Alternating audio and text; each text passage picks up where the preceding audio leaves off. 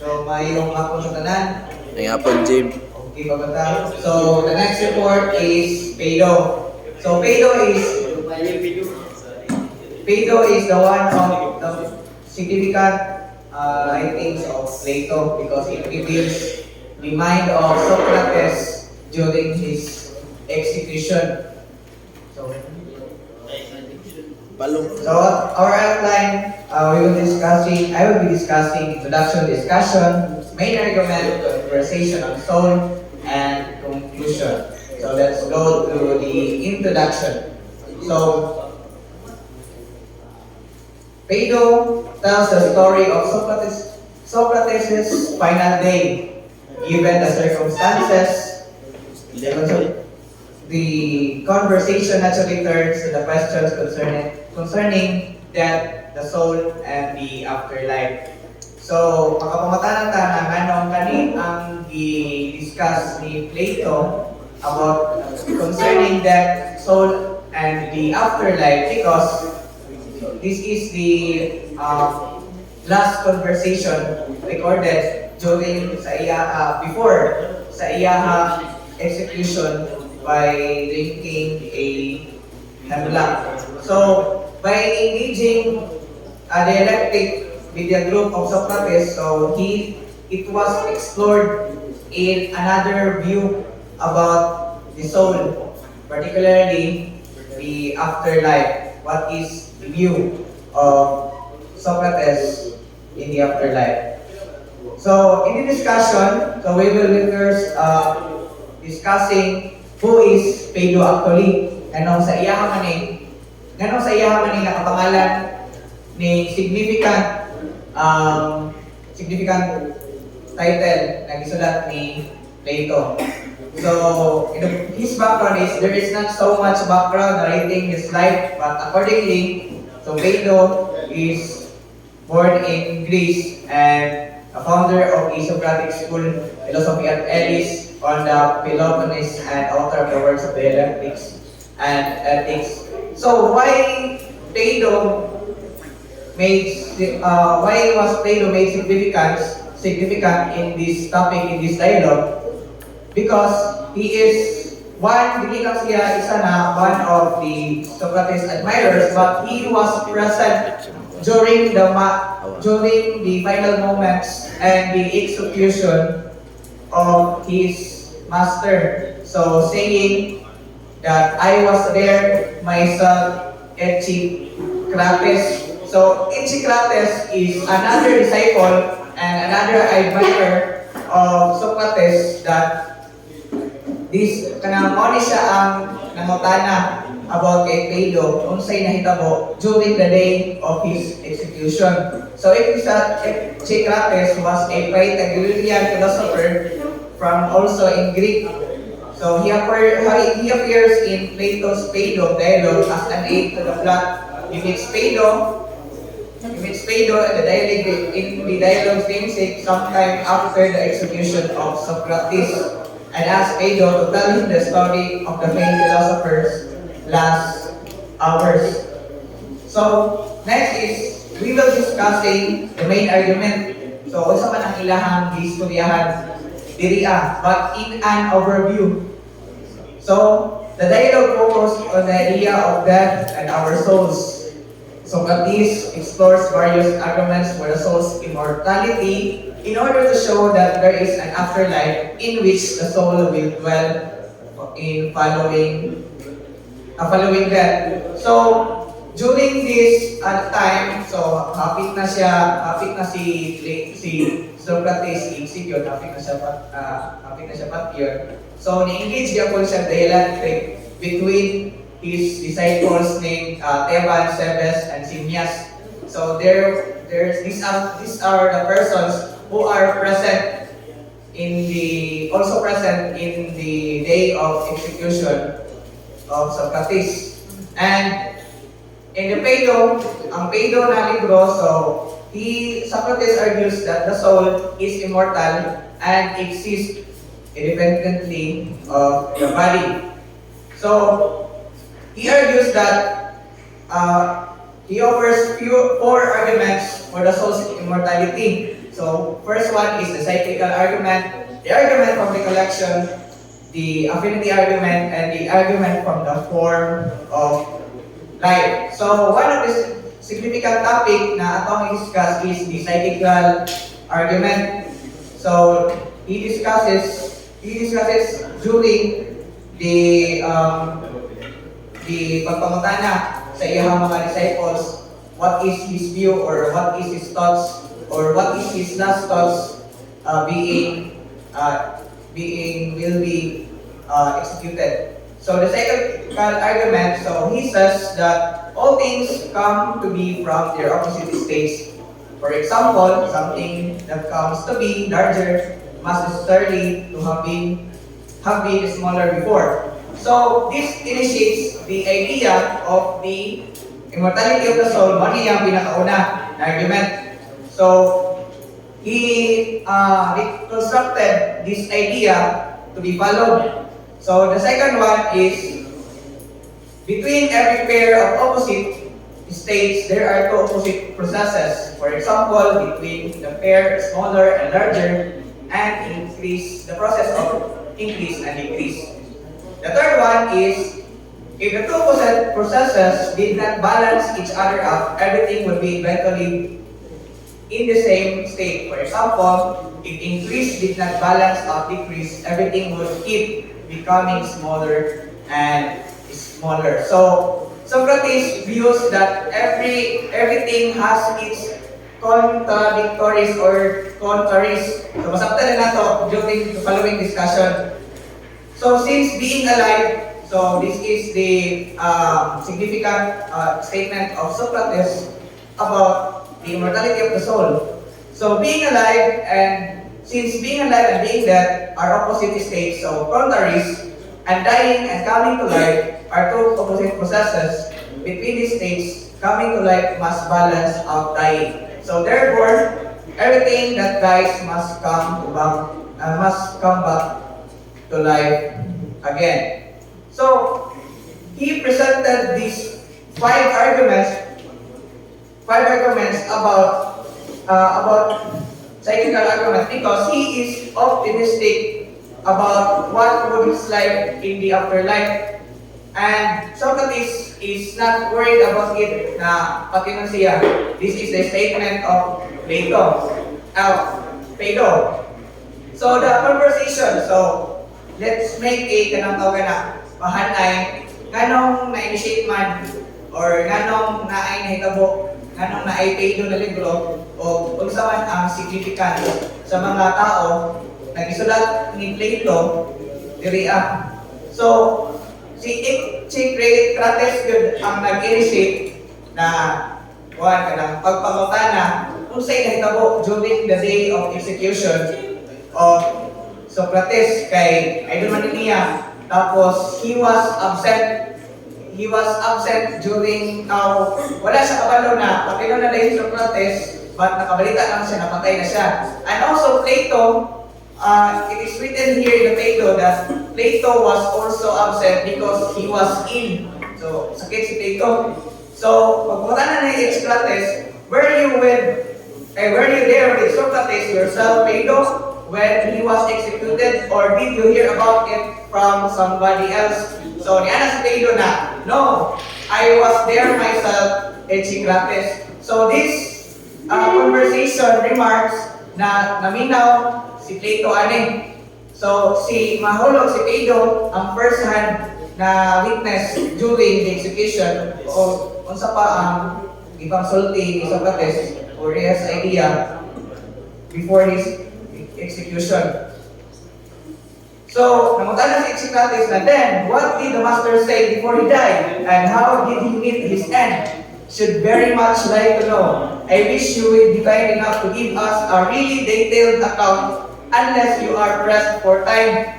So, ni Ana reply is Plato na, no, not at all. I will try to describe it for you. Nothing gives me more pleasure than recalling the memory of Socrates, either by talking myself or by listening someone else. So, Dali, money ang nag-initiate sa idea, ngano nag-start ang conversation sa of Phaedo. So, money siya ang pagdagad. So, actually, as Phaedo describes that Socrates was not at all interested in delaying his death since he was in no afraid of dying. Ang ito ba ni because the Athens was very busy kay naguba ang ilang ship, and the ship that time is really significant because sa ilang trade. So na-delay ang execution ni Socrates kay naguba ang ship na isa na guba na ship na kinahanglan nila ayon apil ang gobyerno ato. Kita na ako sa gobyerno. Mo na na-delay ang execution ni Socrates. But during katumo na na-delay kay mas daghan pag napamutana about sa iyaha of Phaedo views that he was not afraid of dying. So, ningon pagani si Phaedo na Phaedo tells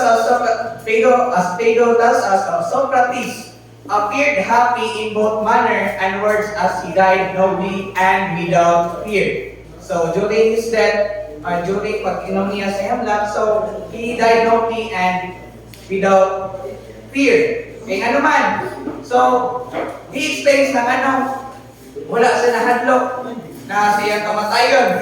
Because in the conversation of the Phaedo, so he said that he who has the spirit of philosophy will be willing to die, but he will not take his own life. And that is the ideal home of the soul, and that after death, that he may hope to obtain the greatest good in the other world. So he knows that the body is the limitation of our souls, and that is only way na para ma-ascend ang soul to the afterlife or to acquire the greatest good. So he said, and additionally, so he said that the philosopher, if he loves true wisdom and not the passions and appetites of the body, accepts that he can come closest to true knowledge and wisdom in death, as he is no longer confused by the body and the senses. In life, the rational and intelligent functions of the soul are restricted by bodily senses of pleasure, pain, sight, and sound. So, as what I have said, karon lang na he believes that the body is the limitation of its soul, of our souls, of man's souls, because it is restricted by the bodily senses such as pleasure, pain, sight, and sound. However, this statement, wala ning what is the disciples of Socrates was not in favor about the immortality of the souls. So, despite of Socrates' confidence, his friends were doubtful about the immortal nature of the souls, and they didn't believe that the soul survives at its death of the body. So, they were afraid that the soul's existence depends on the body. So, kung na-exist ang imong body, dito po na-exist imong soul. Kung mamatay imong body, mamatay po imong soul. So, this statement, naghatag og argument para i-refute ni na idea. So, during siya happy na siya mamatay, so, nagpagyaw lang si Socrates, sinigang po og pag-anak Q&A. So, he presents the idea in order to eliminate their doubts. So, he presents their four arguments, ibalik na to. So, in order to eliminate their doubts, so he proposes four arguments for the soul's immortality. Since di isa lang totoo na ang soul makasurvive sa death of the body. So, we know that in the mind of Socrates, lahi ang soul, lahi po ng body. So, but in the mind of his disciples, particularly Cebes, na namatay na sa iya, na it cannot survive during the death of the body. The soul cannot survive during the death of the body. So that Socrates offered four arguments for the soul's immortality. So the first one is the cyclical argument. The second one is the argument of recollection, the affinity argument, and the last one is the argument from the form of life. So the cyclical argument. So sa akong inom pa kanina that the cyclical argument asserts that contraries are generated from other contraries. For example, so sleeping and waking is generated from sleeping and waking. So, sleeping is generated from the state of sleeping and vice versa. And so too, waking is generated from sleeping and sleeping is generated from waking. So with the other counteries, so like big and small, slow and fast, ingana, mana ang physical argument. And then, so too, death and life. Death and life. So mana ang one, the counteries is generated from other counteries. So too in life and death. So life is the contrary of death. So for example, ganina na sleeping, waking. So too life and death. So and therefore, life is generated from death as death is generated from life. So siyang giingon pa sa page 272a, therefore, everything that dies must come back to life again. So he also argues that if generation were in a straight line only, and there no conversation of circle nature, no turn of elements into their opposites, then you know that all things will not last and have the same form and pass into the same state, and there will be no more generation of them. So kung dili mo contradict from contraries, so there will be no generation to them. And he also argues that if all things which part of life were to die, and after they were dead, remain in the form of death, and did not come to life again, all would at last die, and nothing would be alive. Wana ang iyang first argument sa iyang cyclical argument. The second one is the theory of recollection. So we are very familiar with this. So the second is theory of recollection claims that we have knowledge of abstract ideas such beauty, quality, and justice because we became acquainted with them in a former life or before our souls enters the body. So we all know that our souls are acquainted with perfect knowledge or any perfect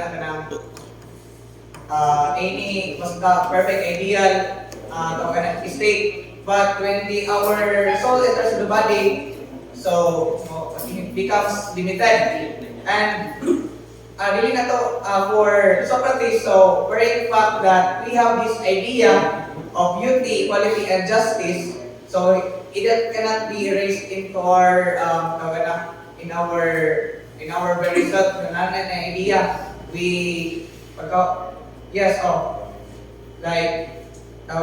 Beauty, equality, and justice. So that he believes in this idea. He claims that we have knowledge of abstract ideas, and these abstract ideas comes from our souls acquainted with the world of forms. So the third one is the affinity argument. Claims that the soul bears affinity to the invisible, the immortal, and the invisible, while body exhibits an affinity to the visible, the mortal, and the silver. So for example, so the good, truth, beauty, and justice. So this idea of beauty, equality, and justice are invisible and immutable. So dili na ito na mag-in-add. So just like as the soul, likewise it is invisible and immutable. Tapos tanaw na to, the good, the truth, beauty, and justice, and the soul is invisible. But when we see a body, so it becomes visible man as ato so that in the mind of Socrates, the body is controlled our souls, and on the other hand, since it is controlled by our souls and our body, it is subject to change and not vice versa. So that he believes that must be an eternal forms who control the soul as a divine gods, so that the idea of the soul must be immortal. Mana sa affinity argument. So the argument of form of life, ang last na siya, the argument of form of life claims that the soul is immortal because the soul is the form of life or the cause of life. So anything that exists na ay soul or anything that any living beings. So in reflecting in the abstract ideas of beauty, it comes from the beautiful. So just as the things are beautiful, it so much partake from the form of beauty. So as like the soul, so the soul, any living things possesses a soul. Wala siya. So in conclusion, so as Socrates puts that either a name receipt or a passage to another life, his teaching taught us and gives wisdom that death is not the end, and to have courage not just only to face death, but also to face our fears. Courage starts from fear, and in order to be courageous enough for Socrates, we must not fear to stand for the truth, as he stated, he who has the spirit of philosophy will be willing to die. Thus, in the mind of Socrates, this will make our life worth living. And thank you. I miss you.